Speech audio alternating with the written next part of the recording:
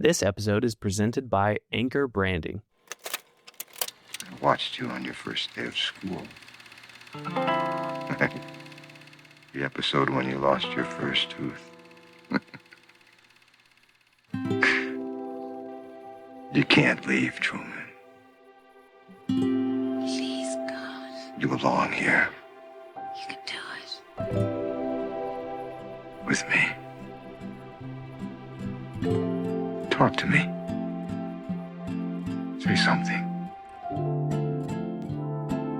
Say something. You're on television. You're live to the whole world.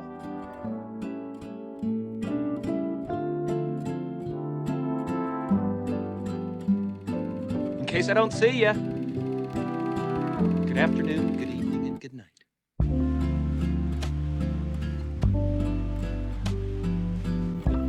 It's the Truman Show. Hey, this is the first episode back.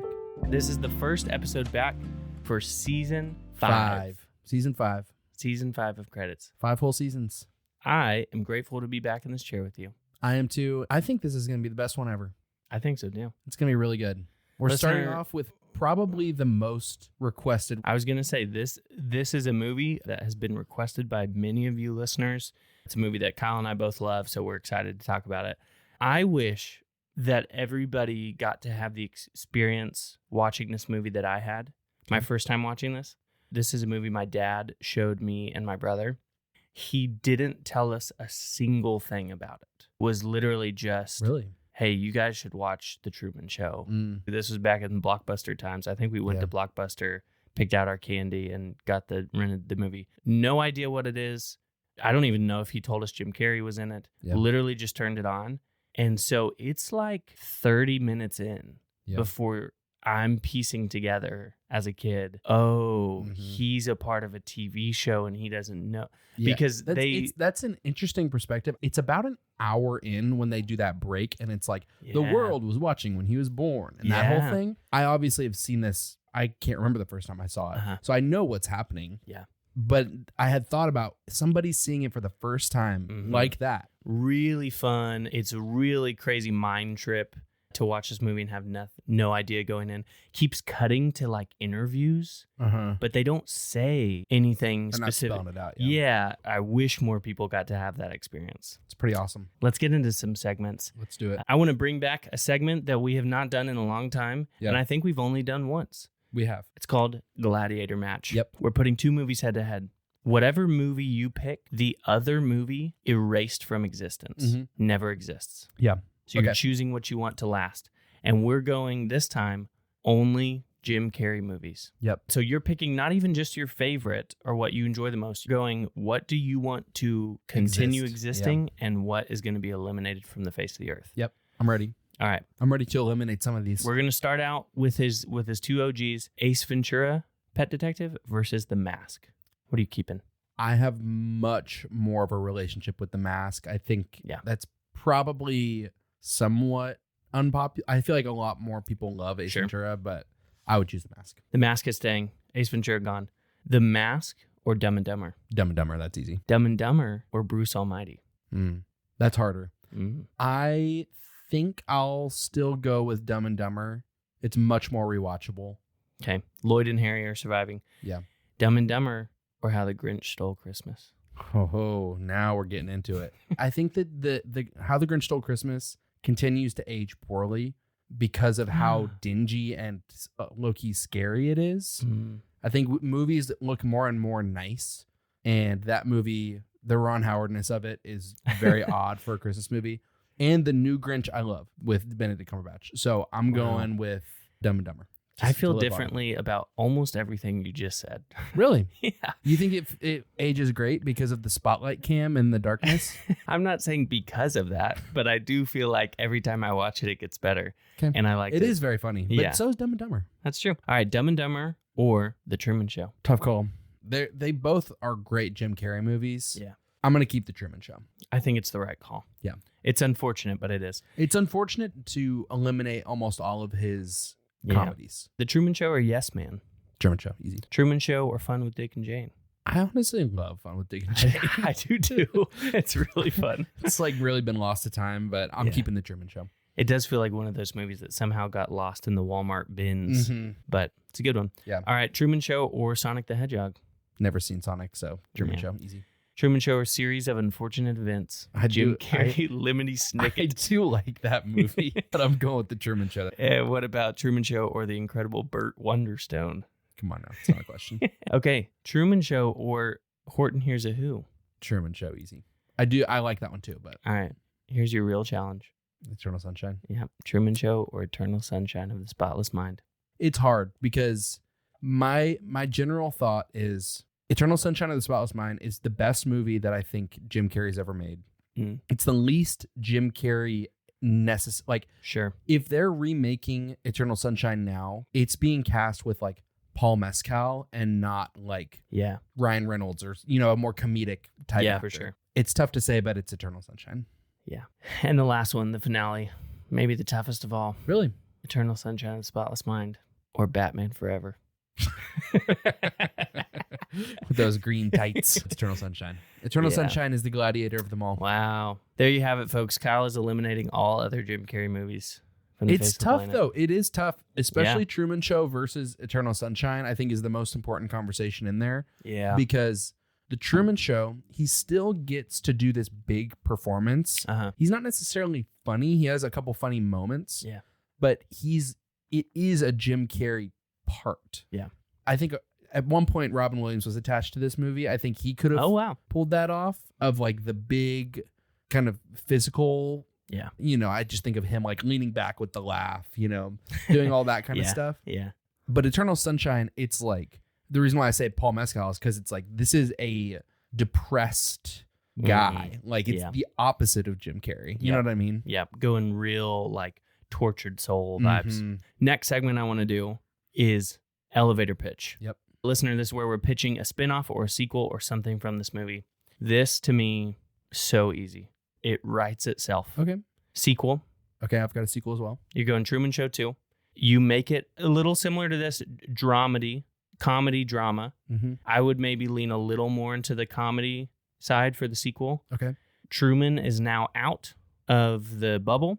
He is simultaneously the most famous man in the world Right.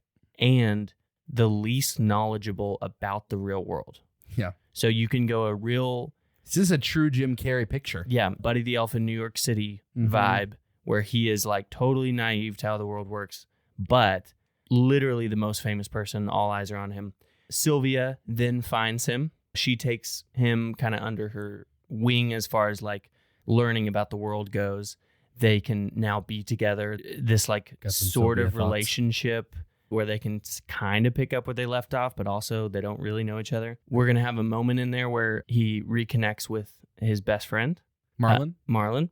As they say at the end of the movie that he's disgraced himself all over TV. So Marlon's going to be one of the most hated people in the world Okay. because everyone's like, you lied to Truman Yeah. his whole life. Then we're going to have an emotional moment where Truman reconnects with his birth mom who gave him for adoption to this TV corporation. Okay. So the whole movie, the whole message of the movie is going to be real life humans, you know, outside of the show he's been living in the real world. People mess up. And the question is, what do you do when someone else messes up? How do you respond to them? And what do you do to yourself when you mess up? How do you respond to you? That's what it'll explore. I like that a lot.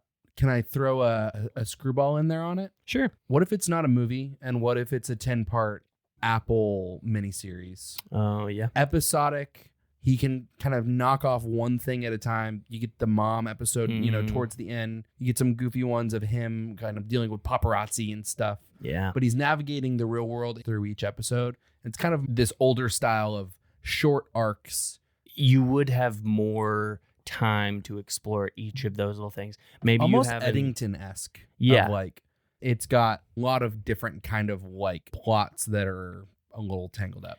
I got confused for just a second when you said Eddington. For some reason, I thought Paddington. You were And I was like, I don't know where he's going with this. CGI.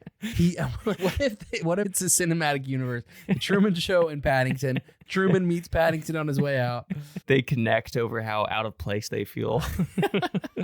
Here's my elevator pitch. I'm pitching a sequel to The Truman Show. Truman Show, the movie. I'm sorry. Truman Show, the movie. What do you mean? They make a Truman movie in this world. So he's acting. This isn't so far off. Really? So not Okay. that. But we enter into this Truman Show sequel. We're at Truman's funeral. Truman's son is 18, 19, 20 years old. Modern day. So here's the broad strokes what I want to do with this movie. I want to basically retell this story somewhat from a let's break down social media and what it's doing to us perspective. After Truman's funeral, Truman's son, his dad was the most famous person in the world. He's unhappy. He's offered this escape from reality for the reboot of The Truman Show. The son goes back into the dome. So I want this show to be written by Charlie Brooker of Black Mirror. Okay. And directed by Ari Aster, who did Eddington, because he did just a masterful diagnosis of the moment we're in, right? Yeah. So the person who recruits him in, Paul Giamatti. Yeah. He has risen the ranks. I wanted to make sure we talked about Paul Giamatti being in this movie as such a small part. Very small part, but now, like Paul Giamatti in real life, he's conquered. He's grown. He's the head of the studio. There's kind of a new benevolent kind of Christoph. The difference between the main Truman Show and this Truman Show is they kind of let Truman Jr. do whatever he wants. Like there's kind of no rules to it. Basically, he's kind of given over to his desires of like whatever he wants, he gets. We're trying to keep the talent happy kind of vibe. Then partway through the movie, the showrunner is going to get the axe. Paul Giamatti himself is going to step in as the showrunner, and it's going to take a darker turn to where things that he wasn't expecting start to happen to him. They start putting the story on him rather than letting him lead the story. Right. It's this duality that exists in social media of you're being served exactly what you want, but then you kind of lose control of the experience and you can be taken down these dark rabbit holes and whatever. And as a B plot, Sylvia is devastated that her son has gone into the Truman Show. She's leading kind of like a rescue mission. But at the end, whenever she gets there to break him out, he chooses to stay. He chooses his cell. And it's this great tragedy. So it's going darker. Very dark. So this won't be as light of a film. So that's okay. So that's are my you pitch. thinking in Truman Jr.'s life, he's grown up in the public eye because Truman, his dad's the most famous person in the world. Yep. So he already has like a social media following and stuff, and he's like feeling the pressures of being a famous influencer and is drawn to the idea of, I can go live this very fake manufactured but normal life where I'm just the main character of my own story and I'm not under my dad's shadow and that kind of thing. Yeah, he's trying to escape from all the real world stuff. It's essentially what Christoph's plea is at the end of the movie, where he's like, this world that I've made for you, there's nothing for you to fear here. That's what they can present to him. That's a good idea. And basically the big message of the movie is these little decisions that you make over time, it begins to have these small changes on you. And the reason why Paul Giamatti's in the movie is because we saw at the end of this movie, he's deep down a good guy. He wasn't willing to turn the wind all the way up. But because of small decisions over time, Paul Giamatti is now willing to go as far as he needs to go to for the show, you know. A fascinating concept. Truman Jr. Well, yours is going to be a lot darker than mine. Yeah. Mine was going more lighthearted and Silly. and goofy. Not me. Let's do a couple of quick hitters, shall we? Let's do it. Okay, first one I want to do, the Joker 2 treatment. If this movie changed genres, what other genre of movie would this story work in? There's two of them in my mind that work totally well. You could do this seamlessly. Yeah. One, horror. Yeah. You could take the Truman Show and it could be real scary. Yeah. If he's realizing he's got to get out. Almost zombie apocalypse style, where you're like, I'm the only man alive. Yeah. Everybody else is fake. Yeah. The second, musical. Okay. The show, the Truman Show, is a musical. And because Truman has lived that way his whole life, he accepts the reality he's presented. He doesn't know that that's weird. Yeah. The world breaks out in song. Yeah. So he's pretty good at like picking up the choreography. He's like, he doesn't understand why everyone else knows it so well. And he's kind of lost, but he's like gotten fairly good at it. And he just thinks that that's totally normal. Yeah. That would be a good twist if it was like a true comedy. Yeah. Yeah. Here's my Joker 2 treatment. I go action heist. action heist. So essentially you split the movie into an A plot and a B plot. As soon as Sylvia leaves, she kind of gathers a group of Ocean's 11 former cast members. Yeah. You keep the Truman Show moving exactly as it is. And then her and her crew are having to like break into the studio. And then once he steps out the door, they've got the path cleared for him to make it out. Oh, that's pretty good. Okay, let's do simplify. If you had to describe a summary of this movie's plot in 5 words or less. Prisoner lives life for camera. I said reality star sees his show. It's good. I also thought of fake Florida safer than Florida. Oh, that's good. Let's get into the theological discussion here. We'll give a brief summary of the movie if you haven't seen it recently. The Truman Show. Truman Burbank lives in a quintessential life in a perfect town, unaware that he is actually the unwitting star of a 24/7 global reality show filmed inside a massive dome populated by actors. After discovering the fabricated nature of his reality, he must overcome his deepest fears to escape the control of the show's creator and find his way out into the real world. There's a lot that we could do with the Truman Show. There's plenty of messaging and commentary that this movie is making. Really, I think the one that we want to talk about is Truman wakes up to the lies that the world is presenting him. Yeah.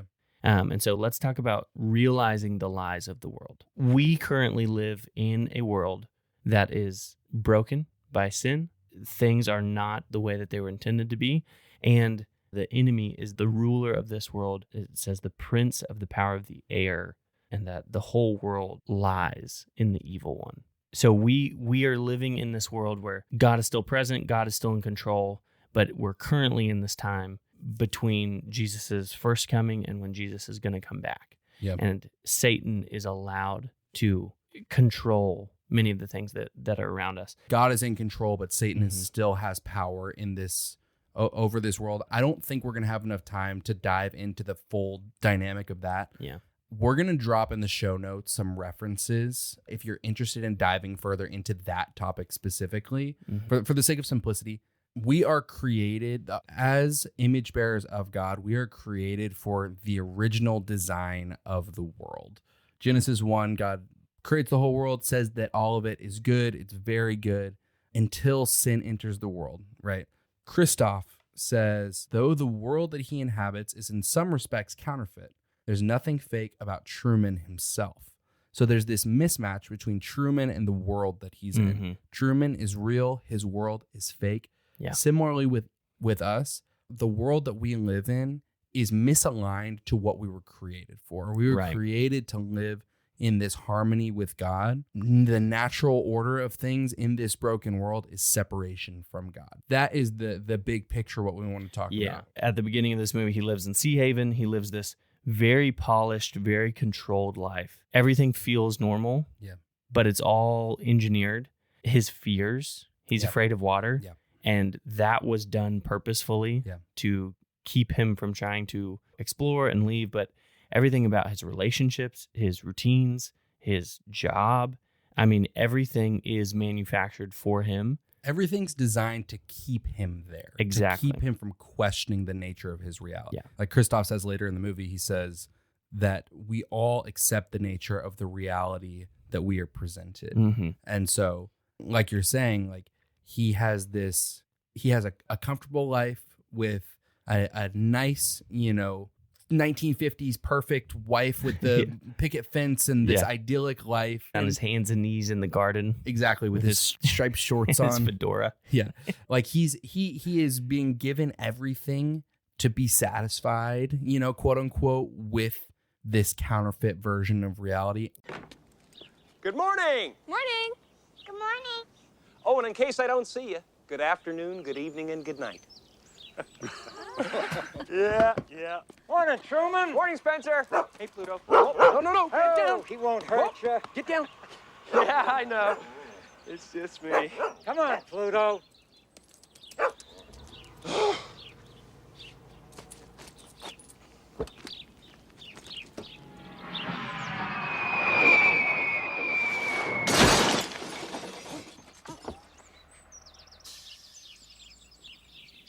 Here's a news flash just then. An aircraft in trouble began shedding parts as it flew over Seahaven just a few moments ago. Oh. Wow, luckily no one was hurt. But hey, how do you feel today? That's good. You thinking of flying somewhere? Nope. Oh, good. This is Classical Fly with Classical Drive, so why don't you forget about the perils of flying? Settle back and let this music calm you down. Everything is geared to keep him from questioning what he's living in. Yeah. It's like he's walking up to the boats. There's a big scary dog, you know? Yeah. The really interesting thing that this movie explores is the reason that Truman doesn't know, for his entire life that it's all fake is because everything is so good. Mm-hmm. And I think that is a really interesting concept to dive into. But the idea that the most dangerous lies, the lies that we believe that can do the most harm, are the ones that feel good and the most ordinary. Yeah. Lies about yourself that you believe about yourself that you've just heard over and over that, maybe somebody told you or you tell yourself or something. And so you just start to believe it because it's so commonplace.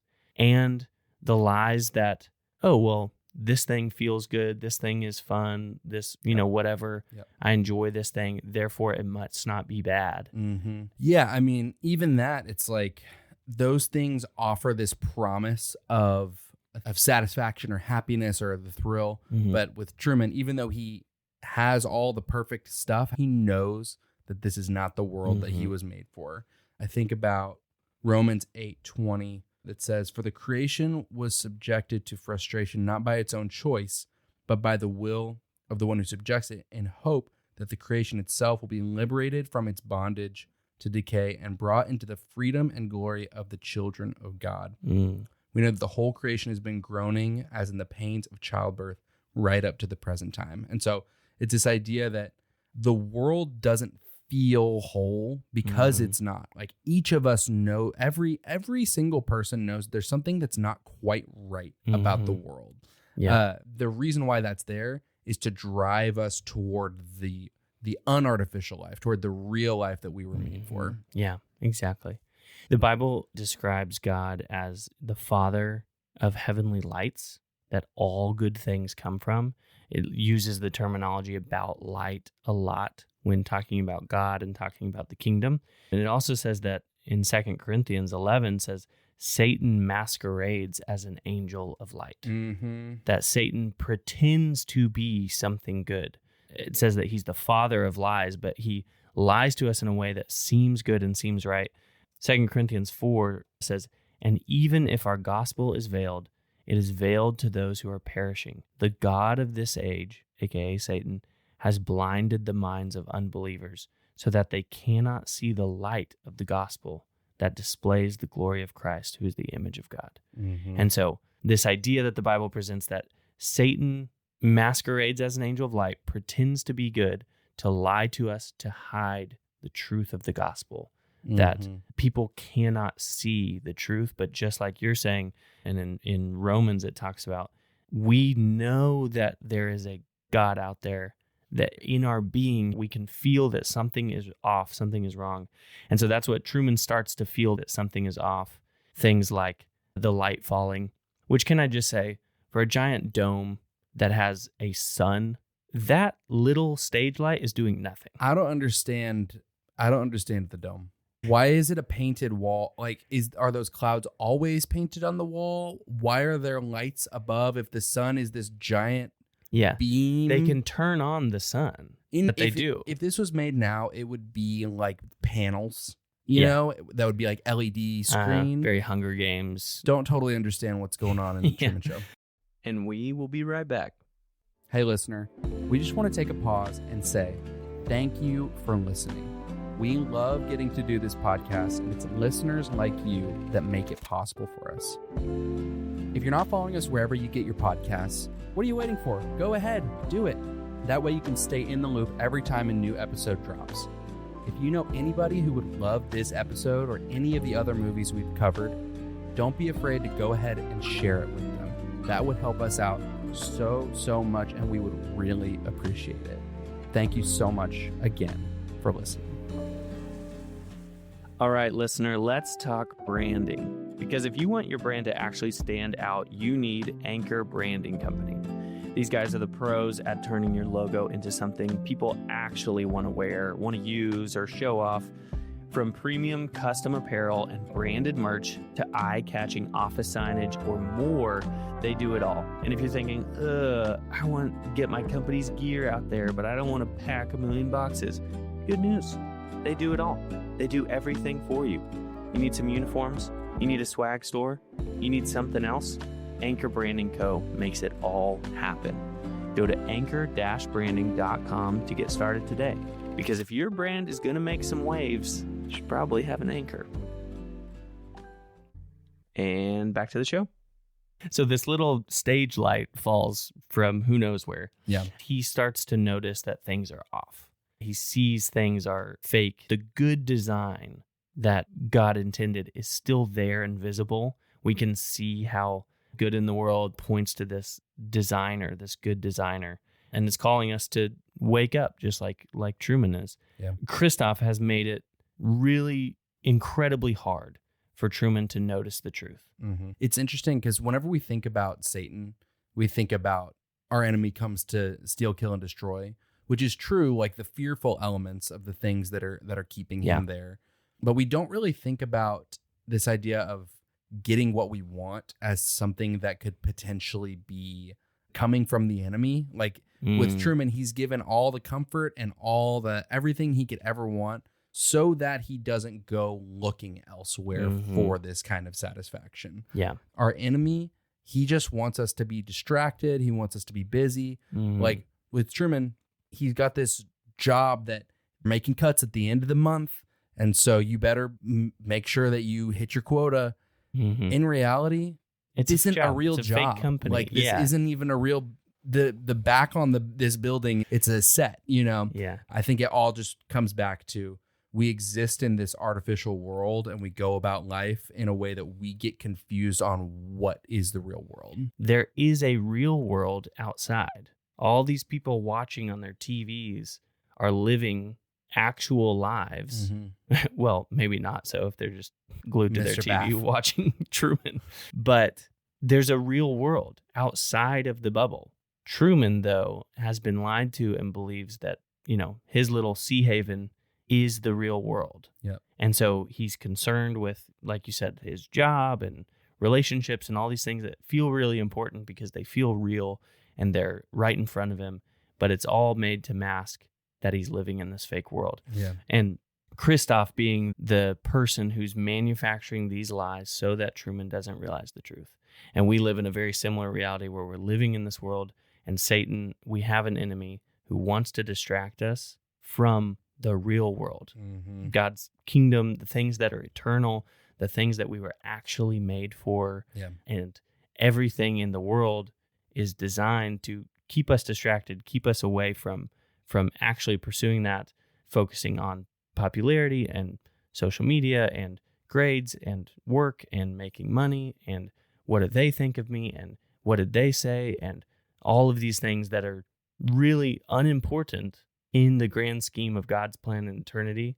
God has told us, hey, don't worry about those things. I will provide everything that you need.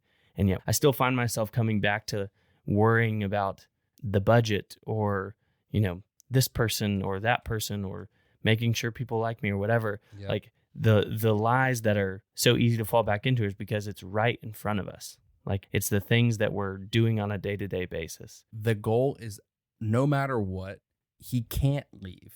Even if he figures out the truth, even if, this is definitely jumping to the end, but even when he's standing at the door, he's on the wall that the boat just crashed into, even then, he knows the truth. But Christoph says, hey, you can stay. You can come live in my world still. Even when you know the truth, he wants to keep you from going and living in it. Right? So much of it is self-inflicted. It's like, in Christoph's words, he says, if he was absolutely, Truman that is, if he was absolutely committed to discovering the truth, there would be no way we could stop him. Yeah. And so the same is true of us. If we seek him, we will find him. That's a law of nature, right? Romans 1:20, you kind of alluded to this, but for since the creation of the world, God's invisible qualities, the eternal power and his divine nature have been clearly seen, being understood from what has been made, so that people are without excuse. Essentially to say, it is clear that there is a God, that his qualities have been made evident. And, that even saying that, it sounds a little bit stronger than I want it to, but that's the way the scripture says it. It's evident that God is in control of everything and that we have a good creator. His qualities are obvious. And so, again, we all have this desire to experience real life. Yeah, I like that the movie shows from his childhood on, he wanted to explore. Mm-hmm. The little kid on the beach, he's climbing over the thing and his dad's like, don't go over there. And he's like, why? What's over there? Mm-hmm. And then he stands up in class and he says, I want to be an explorer. Yeah. Like that is ingrained in him and in his personality is he wants to see the larger world. Mm-hmm. The little tiny Seahaven world cannot give him what he's searching for. And I think the false world can never satisfy the desires that God has put in our soul. Mm-hmm. God has put eternity in man's heart, has made us for relationship with him. Everything in the world that we find is going to only make us feel satisfied temporarily. Mm-hmm. There's nothing that will actually provide satisfaction to our souls apart from God. He wants exploration of the big wide world. Of course, everything is geared to make him feel like not only is that dumb, oh, you're too late. The That's whole all world's been already been found. Yeah. But also to make him afraid. And I think those are two big ways that the enemy actually lies to us, is a lot of times the things that we are actually called to do and the full abundant life that God has for us, we're made to feel A, oh, that's actually silly, that's unimportant, or B, makes us afraid of it. I think I'm mixed up in something. Mixed up in what? There's no point trying to explain it, but a lot of strange things have been happening. The people on the elevator, there was no backing on it. I looked out, there was people there, and on the radio, on the way to work, start following me along, talking about everything that I'm doing. You know what I mean? Now, Truman, look, this is one of your fantasies. I think this is about my dad. Your dad? I think he's alive. Yeah, I'll tell you about it later. I'm definitely being followed. Who? It's hard to tell. They look just like regular people. Yeah, so things that begin to start this process of waking up Truman from this reality. The light falls down. He sees his dad as the homeless man. That's when things really start to pick up. Mm-hmm. The radio transmission, which in my mind, that was the breaking point of he knows what's up. Mm-hmm. The elevator, the wedding photo with the crossed fingers, the pedestrians. So it's the lady with the flowers, or the bicycle flowers guy, and the dented beetle. And then the traffic magically appears. And then the state trooper saying, Truman, no problem, Truman. Yeah. And then that's whenever he really loses it. Yeah. So each little thing he could have on its own ignored and moved on from, but it becomes so clear to him. And on top of that, like to what Christoph says, he has to be committed to finding the truth. Mm-hmm. He could have brushed past any singular one of those, but because he's headed down this path of seeking to find the truth, they start to build towards a bigger picture for him. I feel like for someone who is not a believer, what would be those things where it's like, okay, it is clear to me that I am in need of a relationship with God because of these symptoms in my life. Yeah. Biggest ones that I think about, that I think scripture talks about and then I have experienced to be true, is that apart from God, there is not life in other things. He's the giver of life. He's the giver of all good things.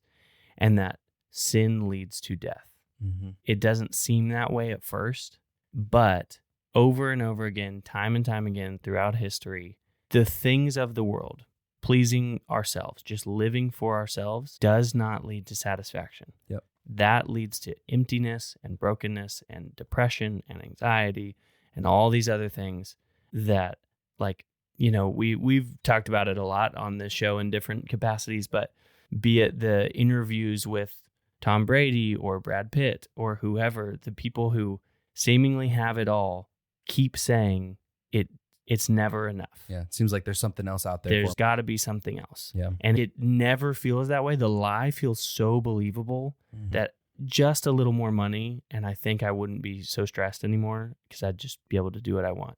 Or just getting that job, or just getting that relationship, or once I'm married, or once I have a kid, or whatever. And it just feels like it's always right there. The carrot's always dangling in front of you. So it always feels believable, but it just has never been true. No amount of money has ever fully satisfied someone. No amount of sex has ever fully satisfied someone. No climbing the top of the career ladder has ever made someone fully satisfied in their soul, have peace, are eternally at rest. It always leads to more. That's the biggest one in my mind, that when you start to notice that, it's just impossible to deny. Yeah, I think it's interesting that in the movie, the almost like the final act that makes Truman break is that he gets exactly the thing that he thought that he wanted, of getting his dad back. Yeah. He gets his dad back. They have that really sweet reunion. And then like within the next couple of days is when he is fleeing. Or even a tweak of that is he's in love with Sylvia. He wants to find Sylvia. He's married to Meryl, but he's in love with this other girl. So they introduce a new love interest of like, oh, let's give him someone else to like turn his attention to. And you're like, it's not the person he's in love with. Yeah. Honestly, what they should have done is try to find a lookalike, like a doppelganger of her. Oh, interesting. And she's only in that one scene, but just have that girl be like, oh, it's not her, but it's close enough. It's better than the magazine face. Close enough. Welcome back, Sylvia. They just recast her. I think that is a good observation that you made, that Christoph is giving him the things he's wanting. I think a really interesting part of the whole realization is that he realizes everyone else is kind of drones. Yeah. That he realizes, hey, people are not responding how they should. And I think similarly, there's a kind of way that we could discuss that too in our world of like, once you start to realize that things are off, you start to realize how unfulfilling of lives everybody around you is living. When you realize like, oh, we were made for something more, we were made for relationship with God, you start to realize like, oh, all of these things around me that everyone else is chasing are really odd and empty and weird, and everyone kind of, feels out of place. He's not a performer. He's a prisoner. Look at him. Look at what you've done to him. He could leave at any time. If his was more than just a vague ambition, if he was absolutely determined to discover the truth, there's no way we could prevent him. I think what distresses you, really, caller, is that ultimately Truman prefers his cell, as you call it. Christoph says when he's determined to leave, he can. And I think that's a key thing for us in our conversation. Satan does not have total control. Yeah. Can't keep us from God. Cannot keep us from the love of God. And for Truman, once he realizes that his life is not real, he is okay with dying to get out. Yeah. Like if they drown him in the boat, he's okay with that because he realizes the life he had was meaningless. Yeah. Once he realizes that there is that there is a true reality, he refuses to go back to the fake world. Yeah. And Christoph throws everything he has at him. Like he's trying everything he can to keep him.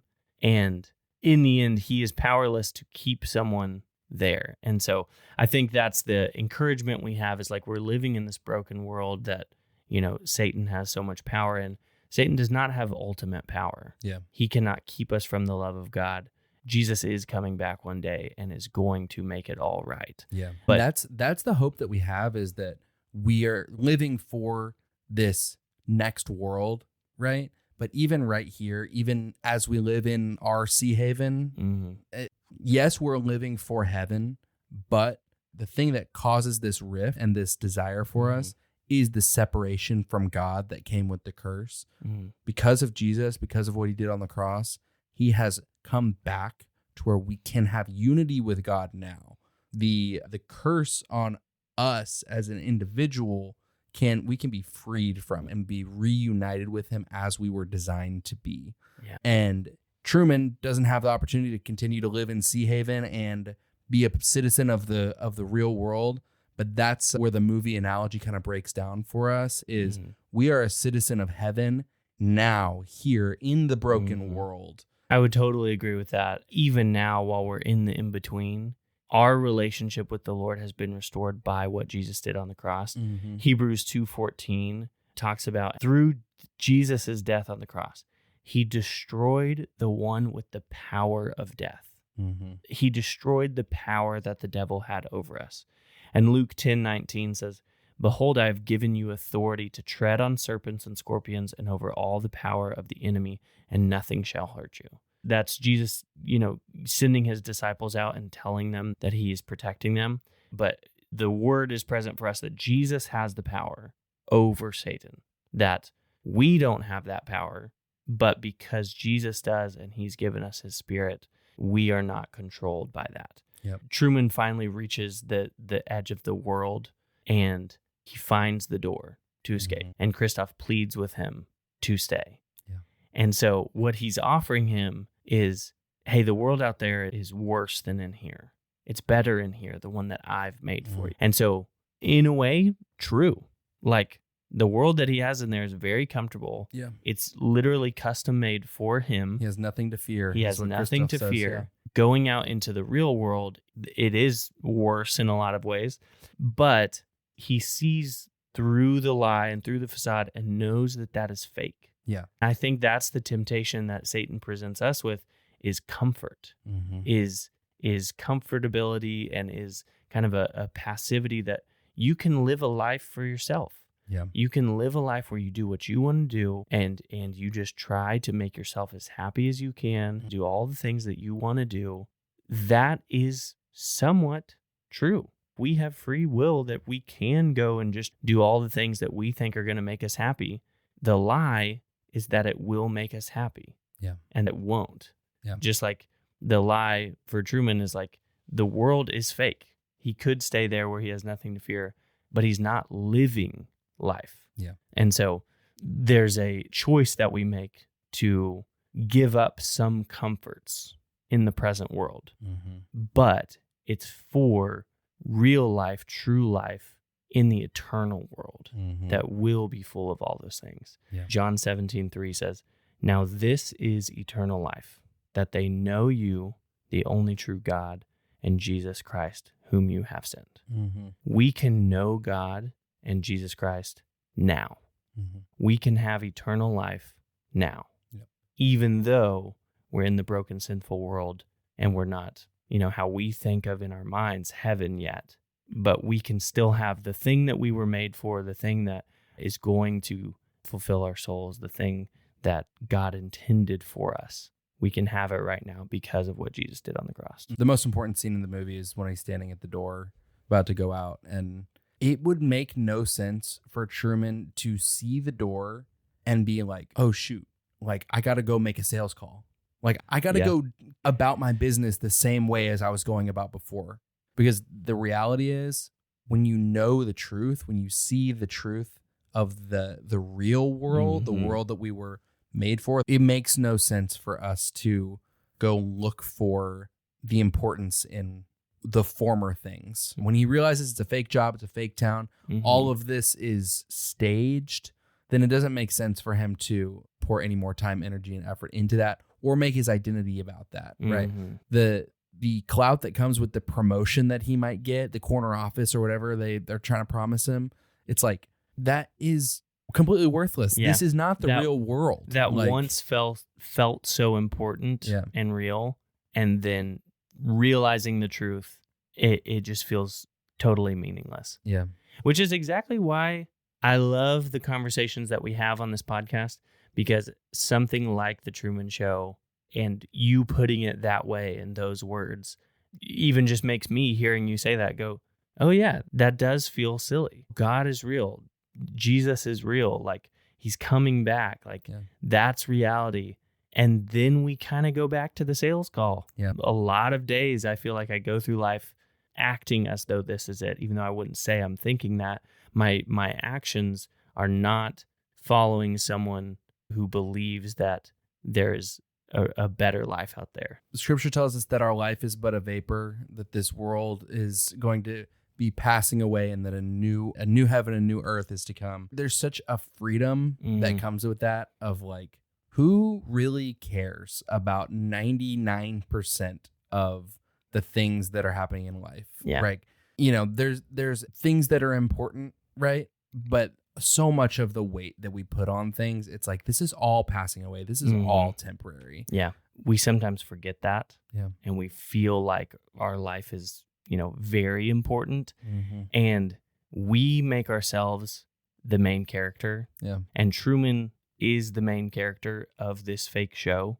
Like, everything is about him. And real life it's not about him. Like, he's not going to go out in the world and still be the main character and everybody's going to revolve around him. But there's freedom in him stepping away from a life where he is the most important person and stepping into real life. And there's a freedom that we have when we realize our life is not about us. Yeah. Like, that we are made by and for God, and life is about him. There's a freedom that comes in taking ourselves out of the main character category. John 5:19-20 says, "We know that we are children of God, and that the whole world is under the control of the evil one. We know also that the Son of God has come and has given us understanding, so that we may know him who is true. And we are in him who is true by being in his Son, Jesus Christ. He is the true God and eternal life." That final ending is so good. And it's not often that the climax of a movie is actually the last few minutes of the movie. Last Like, seconds, yeah. Yeah. I think about something I love so much is that it keeps cutting to the audience, keeps cutting to all these people who are watching, and they're all cheering him on. Yeah. Like, it makes it so good that you feel like you're cheering too. And as we were kind of planning for this and planning notes and stuff, I was like, oh, how cool of a picture, thinking of the angels watching us wake up and realize the real world, or even the body of other believers, like cloud of what's it the called? cloud of witnesses. Yeah. The like that heaven celebrates when someone accepts Christ, the truth of Christ. And so that picture of the people in the bar and everybody at home watching, and they're like, keep going, keep going, keep you going. You can do it. Hold on. You can do it. Hold on. But I was like, oh, that's such a fun, cool picture. Yeah, very cool. My last encouragement to listeners is that the Bible tells us to practice being aware of real life, of real eternal life for God's kingdom, and not the fake life that we're presented with. Is Romans 12:2, "Do not conform to the patterns of this world, but be transformed by the renewing of your mind. Then you will be able to test and approve what God's will is, his good, pleasing, and perfect will." Yeah. So just practically renewing your mind in God's word, in prayer, in thinking, reminding yourself, writing yourself little reminders. Reflecting on the gospel. I just know that for me, the days that I am more in my phone or social media or whatever, conforming to the quote unquote patterns of the world, the way that lots of people go about their lives, that those are the days where I feel less aware of eternal things of God's kingdom, but also the days that I just feel less at peace, less joy. The more we distract ourselves by things, the more just kind of like clouded and foggy our mind is. And the days that, I'm intentionally setting aside time to spend with the Lord, to remind myself of his truth, to spend time in his word, to, as the word says, meditate day and night on God's words. Like, I'm thinking about it. I'm aware of God's presence with me. Those are the days where you just feel more alive, more at peace, more joy. That's a constant daily thing of be transformed by the renewing of your mind. that it's a constant active verb, that it's something that we're consistently doing. Mm-hmm. I mean, the temptation is to conform to the world, the fake world that we're in, and it requires that effort to break that perspective. I really love this movie, and I really love this perspective on it. I want to say, just for any listeners who are newer here, we don't think that they're trying to say this with this movie. Like that's not what we're saying. What I think this movie is doing is it's giving us a good picture of what it looks like to change your perspective, essentially. But we don't actually, I actually kind of think that this movie is positioned kind of the opposite of a Christian message, in that I think that Christoph is supposed to be this God figure, and him walking out the door is almost like the Enlightenment. Yeah. Him joining the age of reason or something like that. Yeah, you could have easily taken this conversation into Christoph is how many non-believers think of God, that he is a guy in the sky watching every move we make, controlling the world, inflicting harm by, making the dad drown or whatever. He's controlling people, telling them what to say. And telling them what to say and where to go. I think it is really accurate and interesting to think that is how Satan would like us to think of God. And that is how, for our conversation, the way we've talked about it is Christoph being more of the Satan figure. Yeah. Cool, man. Season 5 is off and running. We've got some really great movies planned. We're going to have a series on greatness, what it looks like to pursue your dreams and do great things, and what does that look like within following Jesus, and some other great ones too. Yeah. So I'm excited. I'm really excited that we finally got to talk about this movie and do an episode on it. For any of you guys who requested this movie via Instagram or a message that you sent us, I want to shout out Ben Gilly. Ben Gilly has been with us since I think we had about 200 followers on Instagram. Yeah. And he was a requester for this movie. So shout out Ben. Shout out Ben Gilly, one of our OGs. He's been there since the beginning, and he's maybe the first person to request this movie from us, and I'm so glad we finally got to do it. Yeah, that's what I got. Roll credits.